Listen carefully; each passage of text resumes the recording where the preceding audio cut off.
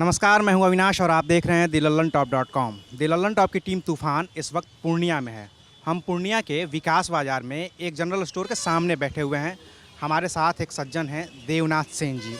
देवनाथ सेन जी का एक परिचय ये है कि ये एक जनरल स्टोर चलाते हैं जो आपके पीछे दिख रहा है, और दूसरा और सबसे महत्वपूर्ण परिचय ये है कि ये यहाँ के 4 बार के सांसद रहे फनी गोपाल सेन गुप्ता जी के बेटे हैं। फनी गोपाल सेन गुप्ता 1952 में जब पहला चुनाव हुआ था तब से और 1967 तक लगातार 4 बार यहाँ से सांसद रहे हैं, लेकिन उन्होंने अपनी विरासत बेटे को नहीं सौंपी और उनके बेटे आज भी यहाँ पे एक जनरल स्टोर चलाते हैं और उनका सियासत से फ़िलहाल दूर दूर तक कोई लेना देना नहीं है। हम इनसे ये जानने की कोशिश कर रहे हैं कि जब हर पार्टियों में परिवारवाद इस कदर हावी हो चुका है कि सांसद का बेटा सांसद, मुख्यमंत्री का बेटा मुख्यमंत्री बन रहा है, सब लोग एक अलग पार्टियों में जा कर के सियासत कर रहे हैं, राजनीति कर रहे हैं, उस दौर में ये अपनी जनरल स्टोर की दुकान कैसे और क्यों शुरू की, और क्या इनका राजनीति में जाने का कोई इरादा था या नहीं था, या पिताजी की कौन सी सीख ने इनको इस दुकान चलाने के लिए प्रेरित किया था। ये स्वागत है सर आपका। देखिए, ऐसा तो है कि पिताजी 1950 से 52 तक पहले प्रोविजनल पार्लियामेंट के सदस्य रहे। उसके बाद 52, 57, 62, 67 4 कंटिन्यूअस भारतीय राष्ट्रीय कांग्रेस के प्रार्थी के रूप से पूर्णिया से सांसद चुने गए। तो हम लोग उस समय स्कूल में पढ़ते थे। 71 तक मोटा मोटी स्कूल लाइफ, हमारा कॉलेज लाइफ भी लगभग ख़त्म हो गया था। तो पिताजी ही हम लोगों को मना की, देखो ये समय अब है नहीं तुम लोगों के लिए, राजनीति करना तुम लोगों की बस की बात नहीं है, तुम लोग इसमें मत जाना, तुम सकोगे नहीं इसमें। उसी समय बोले थे कि तुम लोग सकोगे नहीं, ये राजनीति आप हम जो राजनीति की उससे ही अलग राजनीति हो गया। हम लोग ईमानदारी की राजनीति किए, शुद्धता की है। अब यहाँ अशुद्धता हो गया। अब ज़्यादातर यहाँ झूठे बोलने का बात होता है, गलत सलती हो रहा है, पैसे की बात होती है, जो तुम लोगों से नहीं होगा। काहे कि हम लोगों ने बचपन से कभी इस चीज़ से कभी सरोकार ही नहीं रखा। खाली यही समझिए कि उनके 22 साल के रीजन में हम लोग एक मरते दिल्ली गए। वो कभी वो अपने परिवार को दिल्ली नहीं ले जाते थे। वो 4 बार सांसद रहे, 4 बार पूर्णिया का प्रतिनिधित्व किया संसद भवन में बैठ करके, और आप लोगों को सिर्फ एक बार दिल्ली लेकर के गए थे घुमाने ले। ऐसा क्यों किया था? वो नहीं ले जाते थे परिवार को। उसका 2 कारण था। एक तो देखिए, सबसे बड़ी बात थी आर्थिक स्थिति बहुत मजबूत नहीं थी। जो संसद से जितना पैसा मिलता था उसी से पूर्णिया चलाना, फिर उनका दिल्ली चलना, सब परिवार का। और तो कोई उस समय अर्निंग मेंबर था नहीं घर में, उन्हीं को जो पैसा मिलता था तो उसी से होता था। और उसमें पढ़ाई लिखाई सब लेके हमारा, अब हम समझते हैं, उस समय भले ना समझे हो कि पैसा उनके पास बचता नहीं था, बहुत कठिन से ही चलता था। बहुत हमारी ज़िंदगी ऐसा बहुत जो सुखमय था सो नहीं, बहुत कष्ट से ही चलता था। हमारा पहनवा ओढ़वा सब एकदम साधारण था, अति साधारण। माने यो सोचिए ना कि दिल्ली से कपड़ा आता था हम लोगों का, बाबूए जी थान खरीद के ले आते थे, उसी से सब जानता था कि एक परिवार का सदस्य है, सबको एक कपड़ा बनता था। उसमें ये कोई नहीं कहता था कि हमारे लिए बढ़िया क्यों नहीं आया, जो पसंद करके लाए उसी में बनता था।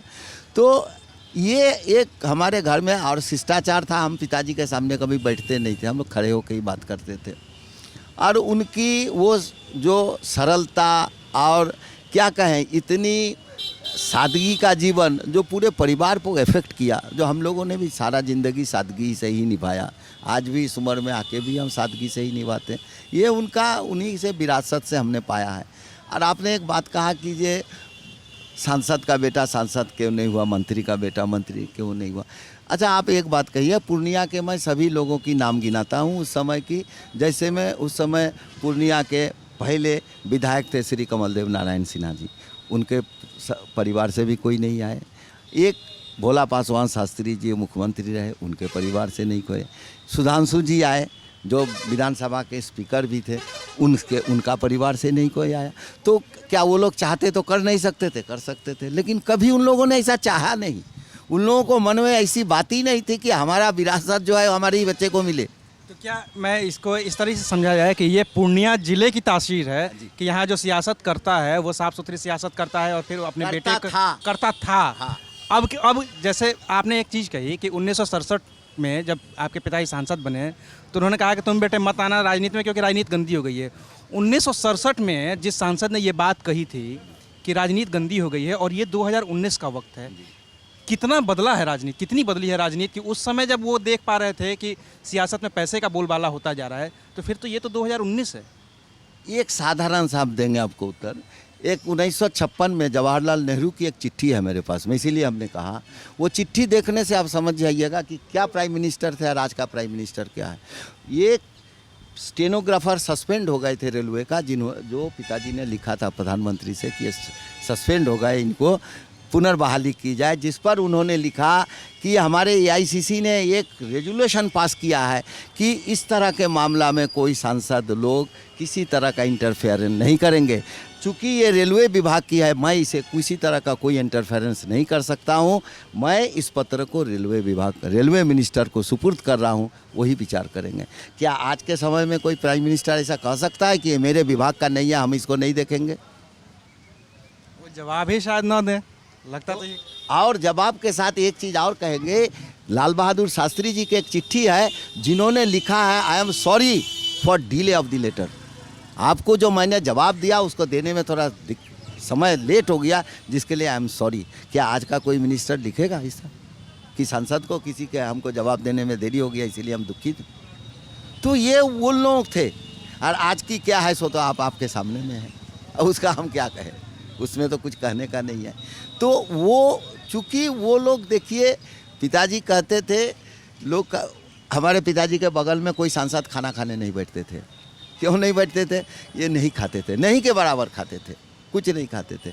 तो हंसते हुए कहते थे जब खाने का समय था उस समय तो मिला नहीं, आज जब मिलता है तो खा नहीं सकते हैं। कहने का तात्पर्य है कि उस समय उनका जेल में ज़िंदगी कट गया, 12 बरस जेल में रहे आज़ादी की लड़ाई के दौरान। आज़ाद लड़ाई के दौरान। तो जो खाने का वक्त था वो तो जेल में कट गया। तो जेल में क्या खाना मिलेगा? अंग्रेज के समय में मार मिलता था। वो कहते थे कि राहड़ का जो लकड़ी होता है उस पर सोने के लिए दिया जाता था। आप सोच सकते हैं कि क्या राहड़ पर कैसे लोग सोएगा। अरहर का जो डंठल होता है, डंठल होता है, बहुत चुभता है वो तो। उसी में सोने के लिए इन लोगों को दिया जाता था। तो कितना कष्ट इन्होंने किया। और आज की लोग तो इसको सोच नहीं सकते हैं कि कितना मार खाया। गांव-गांव जाते थे, बोलते थे पानी पीने नहीं देता था अंग्रेज के डर से कि अंग्रेज आएगा तो मारेगा, उसको पीटेगा। तो उन लोगों के अंदर में जो भावना था देश आज़ाद करने का, आप ये सोच सकते हैं, मैंने देखा वो अगर किसी को कोई आदमी, कोई हमारे उनके कॉन्स्टिट्यूशन के कोई आदमी आते थे, किसी को कोई चिट्ठी लिख के देते थे और पोस्ट करने के लिए देते थे कि मान लीजिए किसी मंत्री को किसी को चिट्ठी भेजे पोस्ट, तो 54 टिकट का पैसा देते थे। लेने वाला नहीं लेना था, बोलते थे ये तो मेरा ड्यूटी है, चिट्ठी हम भेज रहे हैं, आप नहीं भेज रहे हैं। मतलब वो एक तो चिट्ठी भी लिखते थे और जो पोस्ट के पैसे 25 पैसे उस समय लगते थे वो भी लगा के देते थे। अगर टिकट तो रखते थे, अगर कभी कभार टिकट नहीं रहा तो उसका पैसा दे देते थे कि नहीं ये हमारा काम है, आपका नहीं है, आप इसका पोस्ट करके डाक टिकट लगा के इसको पोस्ट कर दीजिएगा। तो ये उन लोगों की ज़िंदगी थी। उन लोग कभी सोचते ही नहीं थे कि ये राजनीति से हमको पैसा कमाना है, कुछ करना है, ये तो नहीं थे। शुरू में डायरी में उनका लिखा हुआ है कि इस समय मात्र 40 रुपया मिलता था। जब संसद चलता था 50 की डायरी में लिखी हुई है कि सत्र चलने पर 40 टका मिलता था और कुछ नहीं मिलता था। रेलवे का किराया तक नहीं मिलता था। वो लोग थर्ड क्लास में जाते थे, उनकी डायरी में लिखा हुआ है कि हम थर्ड क्लास में भ्रमण करते थे, इसीलिए कि हमारे पास तो पैसा नहीं है, हम कहाँ से जाएंगे। वहाँ रहना, लॉज में रहते थे।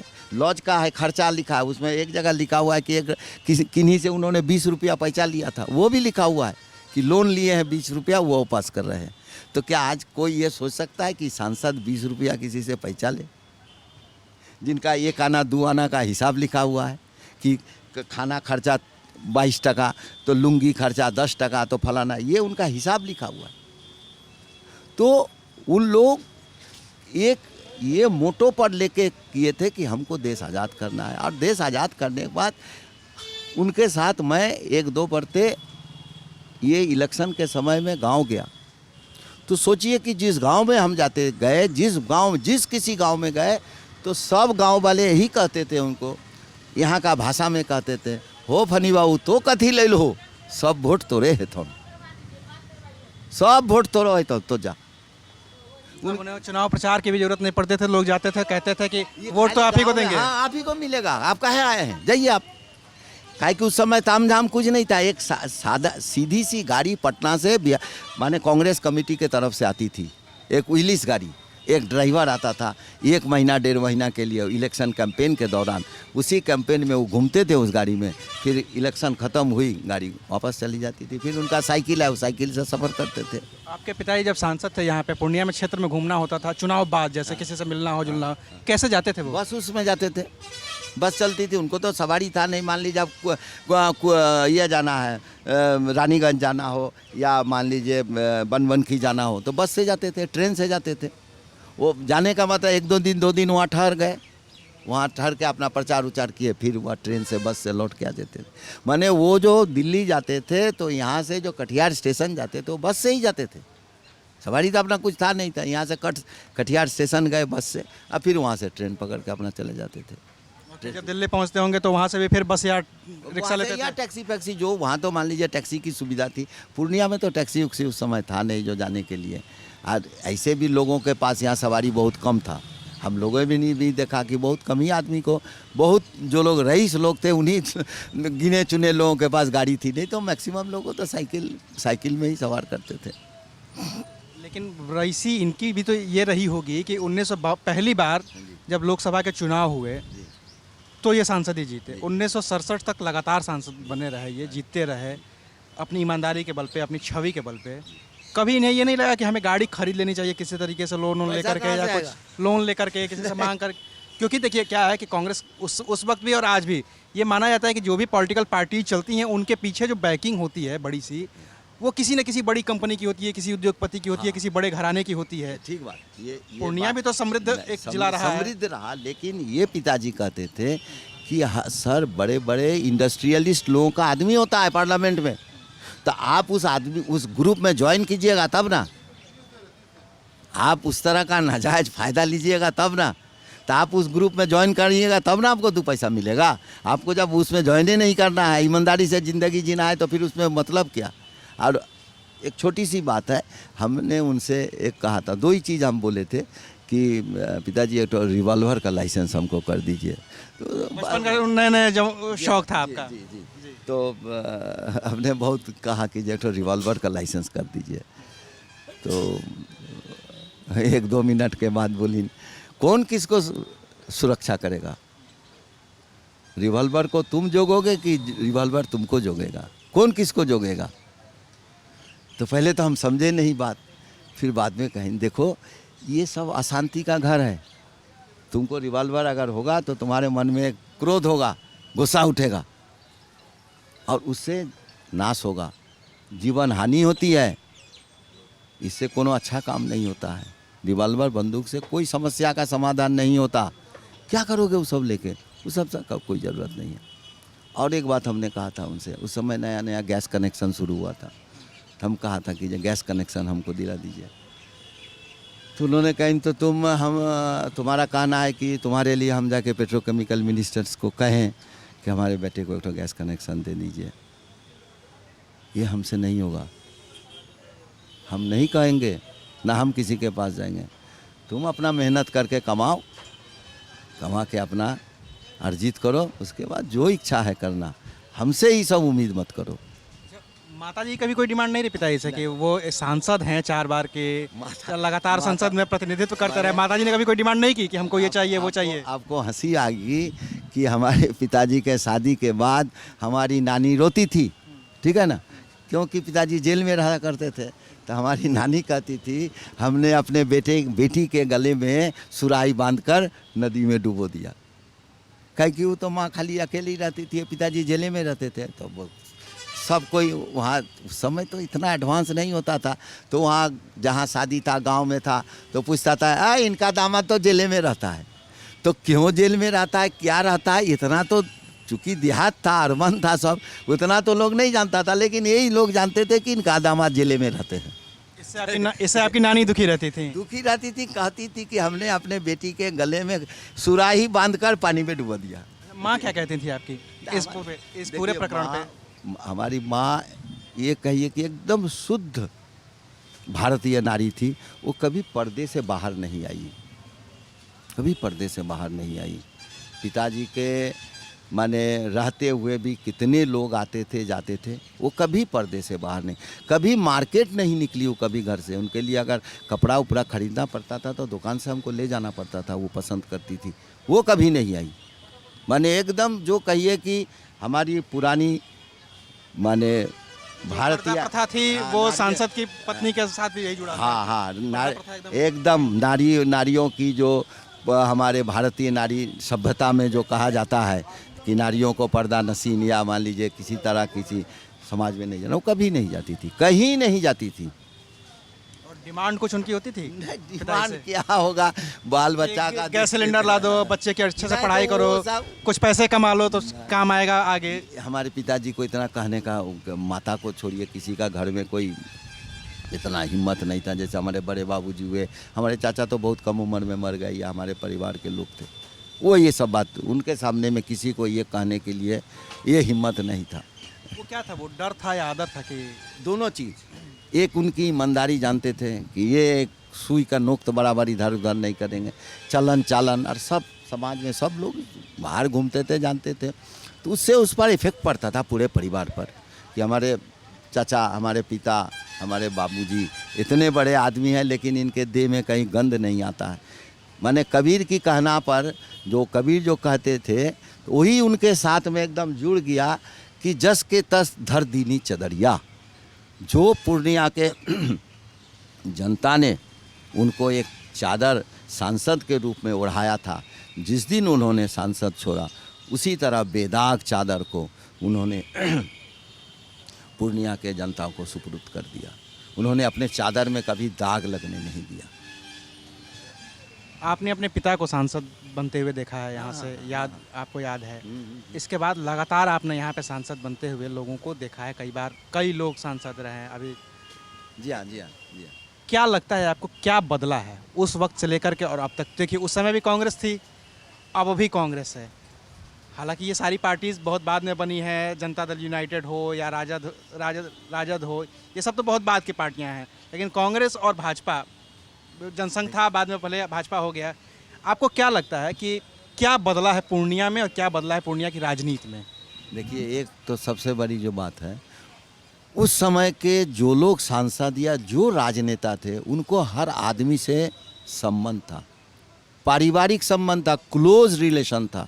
वैसा कोई गांव नहीं है जिस गांव को वो नहीं जानते थे, हर गांव के अच्छे बड़े सबको जानते थे वो। आज ये कमी हो गई, आज की राजनेता जनता से हट गया। भले जनता से द्वारा चुना जाता है लेकिन जनता की अपेक्षा के अंदर नहीं आते हैं। लेकिन आज का तो दौर ये है कि उस समय तो गाड़ी भी नहीं हुआ करती थी, साइकिल से बस से जाना पड़ता। आज तो सबके पास गाड़ियाँ हैं, काफिला है गाड़ियों का कि वो 10 मिनट में, 15 मिनट में, घंटे भर में कहीं भी पहुंच सकते हैं एक क्षेत्र से दूसरे क्षेत्र में। तब इतना कटाव क्यों? कटाव इसलिए हो गया कि देखिए अब ये पद जो है एक बहुत बड़ा हो गया, पद का गरिमा बढ़ गया। गरिमा तो पहले भी थी, वही पहले सांसद हैं। नहीं सांसद हैं लेकिन आपसे इतने जुड़े रहते थे कि आपको लगता नहीं था कि सांसद है। अच्छा। आज हमारे घर में कोई आते थे, हमको याद है बाबूजी के उतना हम लोग जानते नहीं थे, देहात से लोग आते थे, आए बैठे बाबूजी से खूब गप किए तो बोले, हो फनी बाबू, अरे बेटवाटा मैट्रिक पास कै गलो छे, एकटा नौकरी उकरी धराए दो हो ना। तो बाबूजी कहे अच्छा ओकरा ले अइह, तो बेटा के लेने अइह। तो ले आते थे तो पूछते थे कौन नौकरी करबे, बोल कथी के नौकरी करबे, हॉस्पिटल में नौकरी करबे। तो उसका पिताजी बोले जहाँ तो धरा दो वहीं करते। अच्छा ठीक है, जा जा हमें चिट्ठी दे दी, एरो चिट्ठी लिख के दे देते थे, किन्हीं जिनको देना था दे देते थे, जा हो जाए तो नौकरी हो जाता था। तो ये सबसे हमने जिला पदाधिकारी तक को देखा। वो हम क्या बोले, हम लोग स्कूल में पढ़ते थे, बाबूजी चिट्ठी लिख के देते थे, जाओ तो साइकिलवा जिला कलेक्टर साहब के कोठी पर रखा हुआ है, जाके ले आओ। यहाँ से वो साइकिल से कलेक्टर साहब के यहाँ गए और फिर कलेक्टर साहब के साथ गाड़ी चढ़ के कहीं चले गए। शाम में मान लीजिए लौटे तो कलेक्टर साहब पहुँचा दीन घर पर, साइकिल रह गया उन्हीं के यहाँ। फिर सवेरे उठ के हमको दौड़ के जाना पड़ता था, भट्टा से पैदल हम चले जाए कलेक्टर साहब के यहाँ। कोठी पर गए, वहाँ उनका पीए साहब को चिट्ठी दिया, ओ अच्छा अच्छा आओ आओ बेटा आओ, तुम भी फनी बाबू बेटे हो जी, अच्छा जा ये साइकिल दे दो, फनी बाबू वाला साइकिल दे दो। तो साइकिल दे देते थे, तो हम साइकिल ले आके फिर घर चले आते थे। तो वो इस समय ऐसा स्थिति नहीं थी ना, सांसद अपने को बहुत बड़े आदमी समझते थे, ना जनता उनको समझते थे कि ये बहुत बड़े आदमी है, जनता भी पूछते थे कि हमारा अपने आदमी है, सांसद भी पूछते थे कि हमारा अपने आदमी है। इसीलिए हिंदुस्तान आर में आया हुआ है, लिखा हुआ है कि कोई इनके अगेंस्ट में खड़ा नहीं होना चाहता था कि नहीं फनी बाबू के अगेंस्ट में नहीं खड़ा होंगे, ये जमानत जब्त करवा देंगे। तो इनके पास तो पैसा कौड़ी कुछ नहीं था, लेकिन वही एक चीज़ थी, जब जो बुलाए, जब जहाँ ज़रूरत है हाजिर है। आपको क्या बतावे, उस समय जनता घड़ी निकली थी, शायद आपने देखा होगा कि नहीं, HMT का जनता घड़ी हिंदुस्तान में पड़ा। जनता अच्छा, जनता घड़ी नहीं, हमें तो नहीं याद। HMT हिंदुस्तान मशीन टूल्स, वो तो याद है। HMT घड़ी वो निकला था, 101 रुपया कीमत था, मात्र 101 रुपया कीमत था। घड़ी जब निकली थी तब बाबूजी को एक तो घड़ी हर MP को दिया था, आज भी वो घड़ी रखा हुआ है हमारे यहाँ। अच्छा, तो नहीं हो तो हर ट्रिप में जब भी पूर्णिया आवे 10, 15, 20 घड़ी आते था, जो भी आता था। फनी बाबू बेटी की शादी है, एगो घड़ी आनी दी हो HMT, टका आके 100 टका दे के गया। अरे ठीक है, बे तो नहीं बे, तो वहाँ से तो कि इन लोगों का पार्लियामेंट में था, तो बोलते थे पार्लियामेंट में घड़ी का तो HMT मिलता नहीं था।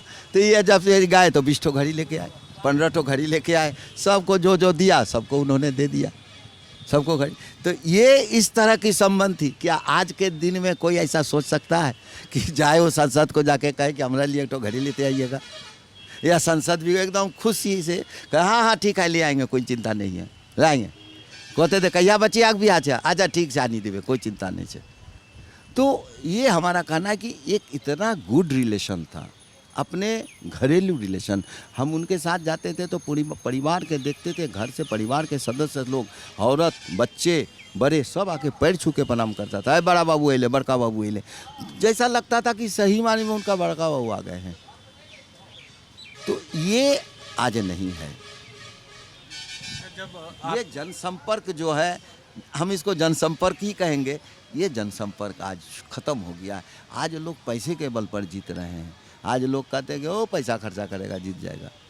तो पैसा है, उनको अपेक्षा लोग करता है कि है तब ना देगा। पहले था ही नहीं तो उनको अपने नहीं था तो आपको कहाँ से देगा। आज जब आपके यहाँ कोई वोट मांगने आता होगा तो आपसे क्या कहता है वो? हमारे घर में कोई नहीं आता है, हमारे घर में कोई पार्टी का कोई आदमी नहीं आता है, इसलिए कहता है ओ ये तो कांग्रेस ही सब है, सब काहे बेकार बर्बाद है। तो कांग्रेस वाले ही आ जाते होंगे? नहीं, वो भी नहीं आता, तो जानता है देवे करेगा। कांग्रेस का आदमी तो जानता है कि इसको देवे करेगा, और बाहर वाला बोलता है कांग्रेस ही सब नहीं देगा वोट, ये सब खानदानी है, कांग्रेसी है, कांग्रेस को ही सब दिन वोट देगा, ये लोग नहीं देगा। इस 1000 भी जाके बोलोगे कुछ नहीं सुनेगा। ये कांग्रेस वालों को कहीं ये तो डर नहीं होता है कि जब उनके घर पे जाएंगे तो उनके घर की स्थिति देख करके, उनकी दुकान की स्थिति देख करके, या आपकी स्थिति देख करके कहीं उन्हें फिर एक नया नहीं, कुछ होने ना लगे, कुछ नहीं, आत्मग्लानि ना होने लगे कि हम क्या कर रहे हैं? ईश्वर की हम पर बहुत कृपा है, बहुत दया है कि हर कभी भी देखिए, पिताजी के गुजरने के बाद हमने अपनी बहन की शादी की। कब गुजरे थे पिताजी आपके? 1980 में। 1980 में। उसके बाद हमने अपनी छोटी बहन की शादी की और छोटा भाई को पढ़ाया, उसको भी शादी विवाह हुआ, सब किया। तो ये ईश्वर की आशीर्वाद हमारे घर में है, जो जब कभी ज़रूरत होता है भगवान हमको बेड़ा पार करते हैं। आज हमारे 2 बच्ची है, दोनों की शादी हो गई, ये ईश्वर की कृपा है। हमारे बड़ा दामाद एडिशनल डिस्ट्रिक्ट जज हैं अभी, छोटे दामाद इंजीनियर है कनाडा में। तो ये सब उन्हीं की कृपा है। और आप ये सोचिए कि हमारे पिता का और ईश्वर का ही कृपा है कि आज के युग में लड़का वाला कहीं फ़ोन करे, ये हम अपने को बहुत भाग्यशाली समझते हैं कि हमारे बड़े दामाद के पिताजी हमको फ़ोन की कि आपके यहाँ आपकी बेटी से हम अपना बेटा शादी करना चाहते हैं, क्या आप इच्छुक हैं? 2 छोटकी बेटी में भी यही बात आई, वो भी उनके ससुर ने हमसे फ़ोन करके पूछा कि हम अपनी बेटी से, इंजीनियर है दामाद, करना चाहते हैं, आप इच्छुक हैं? तो इससे बड़ा और क्या हो सकता है। और हमारे ख़ानदान या कहिए हमारे स्वजाति में ये रिवाज देन लेन की कोई पैसा उसा का नहीं चलता है। यहाँ बिना दहेज प्रथा का ही शादी होती है। दहेज प्रथा नहीं है? नहीं, कुछ नहीं, 1 पैसे नहीं। आपको जो सक्षा से आप दे सकते हैं दीजिए, नहीं दे सकते हैं नहीं दीजिए। हमारे बड़े दामाद के बाबूजी तो कहे थे कि आप क्या दीजिएगा, आप काहे दीजिएगा। हमने जब कहा कि अगर कुछ, तो उन्होंने यही कहा आप क्यों दीजिएगा, काहे दीजिएगा। हाँ भाई, सबसे अनमोल जो संपत्ति है हमारी बेटी, वो तो हम दे ही रहे हैं आपको। और क्या उन्होंने कहा जो शादी किया वो देगा, ये उसकी ड्यूटी है देना, आपकी नहीं है। आप खाली एक सिंदूर एक डिब्बा दीजिएगा, एक साड़ी पहना दीजिएगा, और ये जो चूड़ा जो शादी की निशानी है बस वो दे दीजिएगा, और आपको कुछ नहीं देना होगा। वो बात जो ब्याह करेगा वो अपना बुझेगा, वो अपना देगा, उसको है सोचना कैसे रखना है, क्या करना है। चलिए आपसे एक आखिरी बस कमेंट लेते हैं इस पे कि कल वोटिंग है यहाँ पे पूर्णिया में, 18 अप्रैल को पूर्णिया में वोटिंग है। क्या लगता है आपकी नज़र में पूर्णिया का मुद्दा क्या है? देखिए अभी तो देश में 2 ही मुद्दा हमको दिख रहा है। लोग कहते हैं मोदी जी। आज कहीं भी अगर कोई किसी का विरोधी का वोट हो रहा है तो वो मोदी के नाम से हो रहा है, मोदी जी के नाम से हो रहा है। और थोड़ा सा कांग्रेस के बारे में, तो कांग्रेस से देखिए सही बात, हम लोग पुराना कांग्रेस होने से थोड़ा हम लोग कहिए तो दुखी है, इसीलिए कि आज नेतृत्व विहीन हो गया कांग्रेस। आज मान लीजिए मोदी जी जैसे उभर कर आए हैं एक विरोधी नेता के तौर पर, अगर विरोधी कहिए पक्ष कहिए विपक्ष जो भी उनको मान, कांग्रेस का जो विपक्ष है तो जो पैरेलल है वो पैरेलल भाजपा ही है। आज भाजपा जो जिस तरह उभर के आई है, या इंटरनेशनल में उनको जिस तरह का मान सम्मान हो रहा है, हमारे कांग्रेस में उस तरह का एक भी नेता नहीं है। आज यही बहुत दुख की बात है कि भारत की सबसे बड़े पार्टी होते हुए आज दिशाहीन हो गया ये, इसके पास नेतृत्व देने का आदमी नहीं है। आज पूरे देश में देखिए कहीं उसका आदमी नहीं है प्रचार करने का। जहाँ जिनका कैंडिडेट खड़ा हुआ है, कहाँ कोई उसका उस कद का, मोदी जी कद का या उससे थोड़ा सा कम ही कद का हम माने, कोई आदमी को उस पर इफेक्ट कर रहा है, इतना इंट्रैक्शन कर रहा है, इतना बोला रहा है, कहाँ कर रहा है। आपको नहीं लगता है कि राहुल गांधी और प्रियंका में कुछ संभावनाएं हैं? देखिए ये तो सब आगे का समय कहेगा, हम तो नहीं कह सकते हैं कि तो ईश्वर जाने किसके किस्मत में क्या लिखा है, अगर है कि नहीं है। मैंने श्रीमती इंदिरा गांधी जी को देखा है, मैं माने भारत के राष्ट्रपति राजेंद्र बाबू को देखा, स्वर्गीय राधा कृष्णन जी को देखा, जवाहरलाल नेहरू जी को देखा, मैंने लाल बहादुर शास्त्री जी को देखा, सभी लोगों को देखा। उन लोगों में जो एक तेज था, सूरज का जो एक चमक होता है, तो सूरज में ही वो चमक है, तो वो चमकते थे वो लोग। उस तरह चमकने वाला कहाँ कोई देख रहे हैं, जिसकी और आदमी लोग खिंचा जाए उस तरह कहाँ देख पाते हैं, कहीं नहीं देख रहे हैं। अब ये तो हम तो बहुत छोटे आदमी हैं, तो कांग्रेस बहुत बड़ी पार्टी है, बड़े बड़े लोग हैं, ये उनको मंथन करना है, उनको सोचना है कि पुनर्जीवित पार्टी को करने के लिए क्या करना होगा। अगर जब तक नहीं कोई, स्वामी विवेकानंद जी बोले हैं कि भारत का उत्थान तब होगा जब एक छोटे से घर से लेकर बड़े घर तक सब आदमी एक ही कतार पर चलेगा, सब एक दूसरे का हाथ पकड़ के आगे बढ़ेगा, उसी दिन भारत का निर्माण होगा।